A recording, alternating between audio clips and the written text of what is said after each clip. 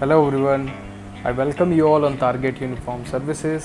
और इस वीडियो में हम यूपीएससी सीएपीएफ 2014 में जो असिस्टेंट कमांडेंट का एग्ज़ाम हुआ था उसमें जो पॉलिटी क्वेश्चंस थे उसको डिस्कस करने जा रहे हैं with detail explanation. First question is whether the first statement and two statements are interconnected. तो इस पर्टिकुलर क्वेश्चन में हमें आइडेंटिफाई करना है। First is the Rajya Sabha is not subject two dissolution and the members enjoy a tenure of 6 years. Yes, this is a correct statement. Rajya Sabha का dissolution नहीं होता और 6 साल के लिए इसके मेंबर को मेंबरशिप मिलती है। और second is according to article 83 of the constitution of India 1/3 of members of Rajya Sabha retired every 2 years। 1/3 2 साल में रिटायर होते हैं। That is a right answer. तो second statement is a correct explanation of first. So our answer is a. तो राज्यसभा के बारे में अगर मैं बात करूं तो कॉन्स्टिट्यूशन ने राज्यसभा की जो मेंबरशिप है या फिर उसका टर्म है वो फिक्स नहीं किया था। कॉन्स्टिट्यूशन ने पार्लियामेंट पे छोड़ दिया कि पार्लियामेंट को किस तरह से डिफाइन करना है। तो पार्लियामेंट ने according to the representation of people act 1951 in this the parliament has given a 6-year terms to the members of Rajya Sabha. और election of Rajya Sabha is by open ballot system.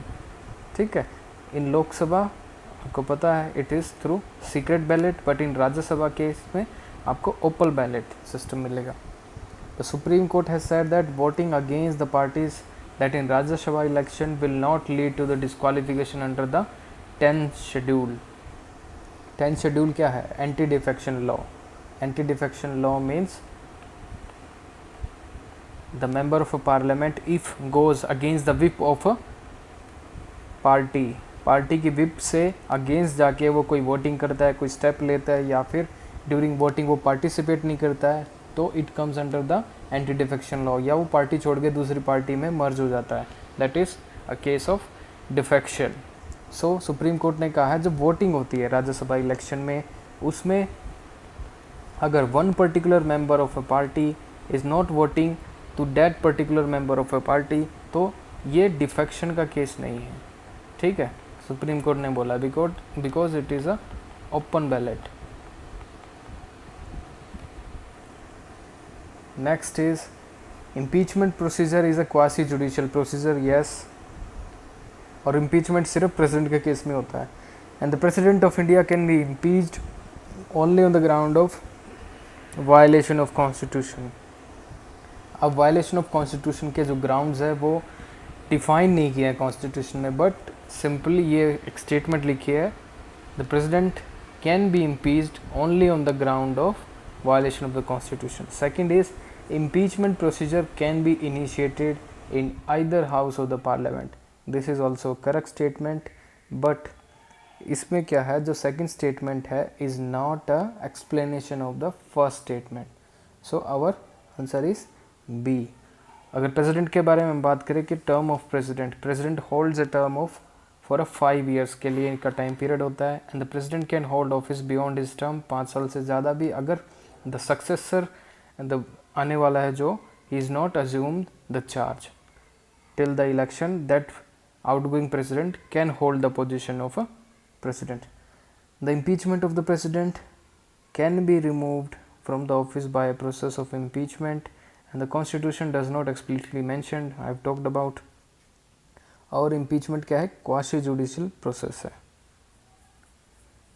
another is the nominated member of either house of the parliament। nominated member हैं जो impeachment में, क्या वो participate करेंगे? yes, they will participate in the impeachment process although they do not participate in the election of the president। Which of the following does not relate to the fundamental rights as enshrined in the Constitution of India? First, free and compulsory education to all children of age 16 to 14 years. Yes, it's a fundamental right under Article 21A. ठीक है. The prohibition of trafficking human beings and forced labors. Yes, it is under Article 23. And the improvement of public health and prohibition, ये कोई fundamental right नहीं है. Promotion of education in economic interest, this is also not a fundamental right. So our answer is first and 2.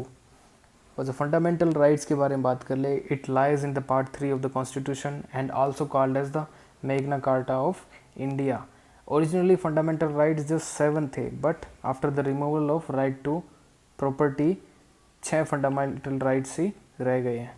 So first is right to equality from article 14 to 18, right to freedom from article 19 to 22, and right against exploitation जो भी ये बात की थी against trafficking, it is from article 23 to 24, and right to freedom of religion from article 25 to 28, cultural and education rights जो 29 से 30 हैं, and जो right of property was removed, it was article 31. Which of the following are true regarding the preamble of the Constitution of India? First is objective resolution was proposed by Jawaharlal Nehru, yes, and passed by the Constituent Assembly. So preamble जो concept था वो किसने conceive किया था? Through Jawaharlal Nehru. उन्होंने बोला था through objective resolution we gave certain features which we want to incorporate into the Indian Constitution. So the objective resolution was passed by the Constituent Assembly, which ultimately become the preamble. ठीक है। Second statement इस जो idea था preamble का हमने USA से लिया था, अगेन राइट स्टेटमेंट। और जो 3 वर्ड्स है socialist, secular and integrity also I think were adopted by the 42nd amendment act in 1976. This is also a right statement. Fourth is the preamble incorporates the fundamental rights, wrong statement. और answer is first and this second and 3। और preamble की अगर हम बात करें तो in Berubari case, famous case, Supreme Court ने कहा था preamble is not a part of the constitution. But अगर हमें कोई लॉ है, लॉ की इंटरप्रिटेशन में कुछ प्रॉब्लम आ रही है, तो we can take the help of preamble. And in the case of Kesavananda Bharati case in 1973, Supreme Court rejected the earlier opinion of the Berubari case and said the preamble is a part of the Constitution. और LIC case में 1995 में Supreme Court again held that preamble is an integral part of Constitution. 2 things should be noted for in with respect to the preamble. Preamble एक तो non justiciable है, we can not enforce it, and preamble is neither a source of power to the legislature और nor a prohibition upon the power of legislature. Fifth is which of the following statement is true? First, panchayat system exists in all states of India except Nagaland, Meghalaya and Mizoram. Yes, it's a correct statement, and it also exists in all union territories except Delhi. तो first statement तो correct है. Second is the panchayat system is introduced in India by the 73rd Amendment Act. Third is panchayat system is not provided for state having less than 2 million population. ऐसी कोई condition नहीं है. ग्राम panchayat can continue for 5 years. So our answer is first. अगर 73rd amendment act की मैं कुछ बात करूँ, it's a act of 1992. Part कौन सा ऐड हुआ था under 73rd amendment act? 9th part of the constitution, और उसके अंडर कितने सब्जेक्ट थे? 29 ऑफ शेड्यूल 11. ठीक है। और if we talk about the article, it is from article 243 to 240O, और जो 11th शेड्यूल में है 29 सब्जेक्ट्स थे, and the panchayat dealing with article 243. ठीक है। और जो डीपीएसपी के अंडर है जो article 40, it has given a practical shape to the article 40s. तो आर्टिकल 40 क्या कहता है? The state should establish a institute of local self government. And the other thing is Panchayati Raj institution, that means is brought under the purview of justiciable part of the constitution. ठीक है। इसको constitutional status हमने दे के we have brought the Panchayati Raj system under the purview of justiciable part. और कौन से areas में पंचायती राज system नहीं है? The act does not apply to the state of Jammu and Kashmir, Nagaland, Meghalaya and Mizoram and certain other areas. तो Jammu and Kashmir में अब शायद लागू हो, because we have abrogated article 370. There is no special provision nowadays given to the Jammu and Kashmir. Sixth is which of the following are true regarding urban local bodies? The Constitution 74th Amendment Act envisages 3 types of urban local bodies, namely municipal, corporation, municipality and city council. देखिए 74th Amendment Act में 8 types of urban local bodies were envisaged. But क्या है, आप ये भी देखिए, this is incomplete statement. Incomplete in the sense, अगर यहाँ पे बोल देता कि only 3 types of body, then the statement will become wrong.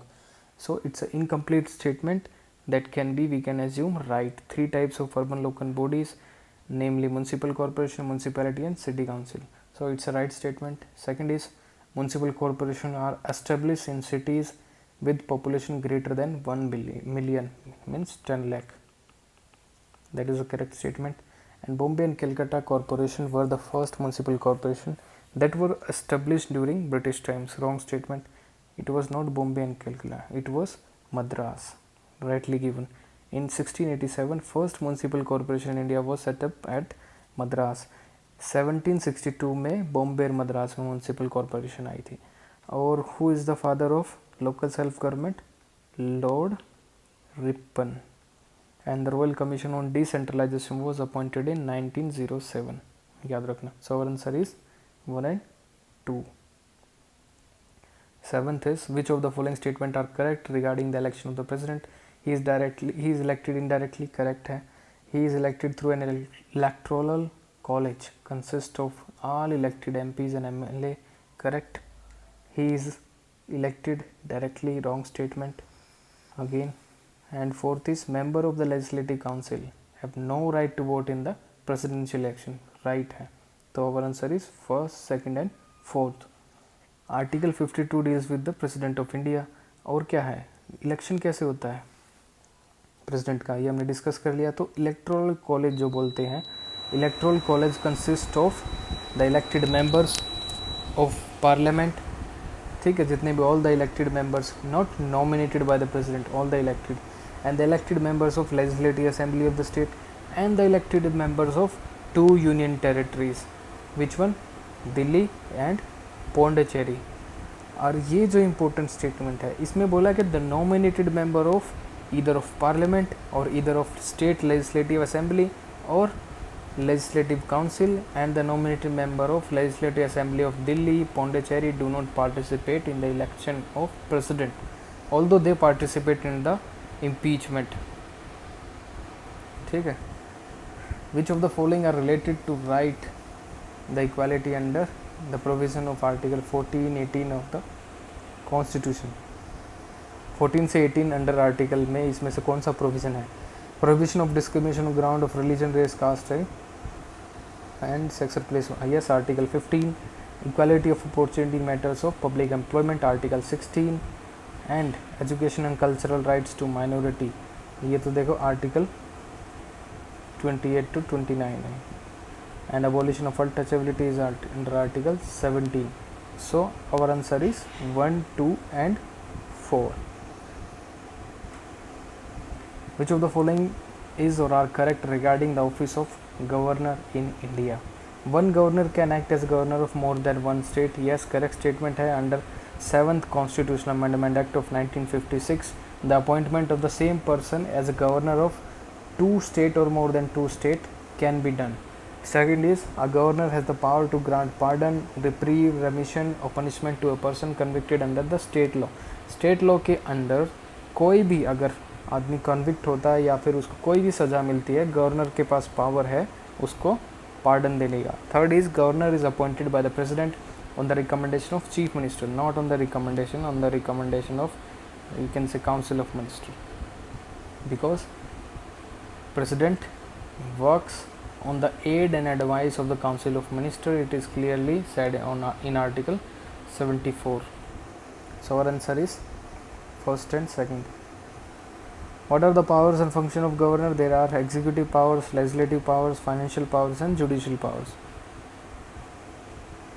10th is, the issue whether a commitment made by a minister on the floor of the house has been fulfilled or not is decided by which committee? It is decided by the committee on public assurances. देखिए, parliamentary committee 2 type की होती है. First is standing committee and another is ad hoc committee. Ad hoc committee होती है temporary. They are constituted for a one particular task. वो task ख़त्म हो जाता है तो कमेटी भी डिसबैंडन हो जाती है. तो स्टैंडिंग कमेटी के अंदर पार्ट्स हैं, like first is financial committee, second is department related standing committee, third is committee to inquire, fourth is committee to scrutinise and control, fifth is committee relating to day business and sixth is house keeping committee. तो जो committee to scrutinise and control के under एक sub committee है, committee on government assurances, वो किससे deal करती है? The commitment made by minister on the house has been fulfilled और not is decided by this committee. 11th, which of the following statement regarding money bill is not correct. ये money bill UPSC CAPF assistant commandant के exam में चौथी से पाँचवीं बार पूछा गया है, ठीक है। तो money bill is so much important. First is it can be introduce in the council of states. Second is, if any question arises whether money bill is money bill or not, the decision of the speaker is final. Yes, this is also a correct statement. First is, it cannot be introduced. Yes, it cannot be introduced. It can only introduce in the Lok Sabha. ठीक है. Third is, in case of deadlock over a money bill, the president can summon a joint sitting of the parliament. देखो, joint sitting का provision नहीं है money bill में, ordinary bill में है लेकिन. And D is, a money bill can be introduced except on the recommendation of president. So without president's recommendation, a money bill cannot be introduced. So C is our wrong statement. So the answer is C. Which of the following statement regarding the residuary power under the Constitution of India? देखिए, under schedule 7 क्या है? Division of power है, ठीक है। Schedule 7 के अंदर there are union list, there are federal, this called as state list, another is concurrent list. देखिए, union list में जो भी सब्जेक्ट्स हैं उस पर यूनियन लॉ बनाती है, स्टेट लिस्ट में जो भी सब्जेक्ट है उस पर स्टेट, एंड कनकरेंट लिस्ट में both union and state can make a law. But there are certain areas जो हमें अभी तक क्लियर नहीं है, लेकिन इन फ्यूचर जैसे हमें किसी भी पर्टिकुलर चीज़ पे लॉ बनाना पड़ जाए, ठीक है, तो उस पे कौन बनाएगा? Then the union will have the power, only the union. तो उसको क्या बोलते हैं? Residuary power. So it is with the centre. First is the residuary power have been given to the union parliament, correct. Second, in the matter of residuary power, the Constitution of India follows the Constitution of Australia, not Australia, it is Canada. Residuary power concept हमने Canada से लिया है। So second is wrong statement, second यहाँ भी wrong है। Schedule 7 of the constitution India provides a list of residuary power. देखिए, list नहीं होती रेसिडुअरी पावर की, ये अनफोर्सिन सब्जेक्ट्स है, जैसे हमें पता नहीं है अभी किसी भी सब्जेक्ट्स पे हमें लॉ बनाना पड़ जाए, ठीक है। अगर कोई लिस्ट है तो हम उसको उठा के उसमें डाल देते हैं, या फिर स्टेट में लिस्ट में जाएगा या फिर यूनियन लिस्ट में जाएगा, लेकिन एज सच रेसिडुअरी पावर की कोई लिस्ट नहीं है। सो third is also a wrong. The Government of India Act 1935 placed residuary power in the hands of Governor General. Correct statement. 1935 में रेसिडुअरी पावर पे लॉ बनाने की पावर किसको थी? Governor general. So our answer is 1 and 4 C. Which of the following statement about presidential system is correct? The head of government is also head of state, correct, and the executive can veto legislative act. This is also a correct statement. Answer is C, both A and B. The features of president system के हम देखेंगे तो executive, that is president can veto act by the legislature, और second क्या है? The president has a fixed tenure, ठीक है। तो इसका मतलब है president is not answerable to the legislative and he cannot be removed before his office of term of office, जो भी 5 साल के लिए बनता है उससे पहले president का removal नहीं हो सकता। Generally, the president has the power to pardon or commute judicial sentences or to criminal, or the president is elected directly by the people or electoral college जो है। 14th is, consider the following statement about constitutional government. It is a form of limited government. देखिए, constitutional word का मतलब क्या है? limited power, limited power, ठीक है। First statement क्या है? It is form of limited government, correct. Second, one where constitution is the basis of public authority is correct, जिसमें constitution का basis क्या है? public authority, लोग ही क्या है? people are सोवरन पावर या फिर supreme power. Third is one where monarch is the formal head of the state. अगर मोनार्क है तो that is not a constitutional government, because in the case of monarch there will be a unlimited power, but in a constitutional government we have a limited set of power with the government. So third statement is wrong. Fourth is one where there is a always universal adult franchisee. Yes, so our answer is first, second and fourth, C. Question number 15. The ex officio member of National Human Rights Commission of India.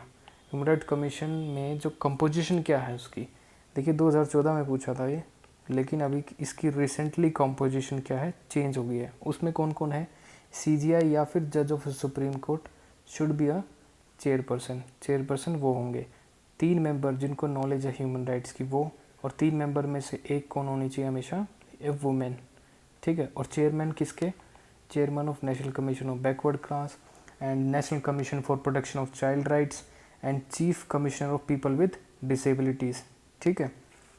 और कौन chairman, chairman of national commission for women, chairman for national commission of STs, एससीज़ and minorities. तो अगर मैं first statement को देखूँ, chairman of national commission for minorities, national commission for scheduled caste, national commission for tribes and women, वो सभी हैं इसमें। लेकिन अगर मैं डी स्टेटमेंट को देखूँ, इसमें भी वही है, minority, schedule caste, national commission of tribes, national commission of protection of child right को अभी रिसेंटली इंक्लूड किया है, ठीक है। उस टाइम पे 2014 में इट वाज रॉन्ग, बट तो उसके हिसाब से ए हमारा आंसर होगा। बट अगर इस क्वेश्चन को हम कंटेम्प्रेरी टाइम्स के हिसाब से देखें तो D is also a right answer. This are the answer key आप चेक कर लीजिएगा। I hope you like this video. Thank you.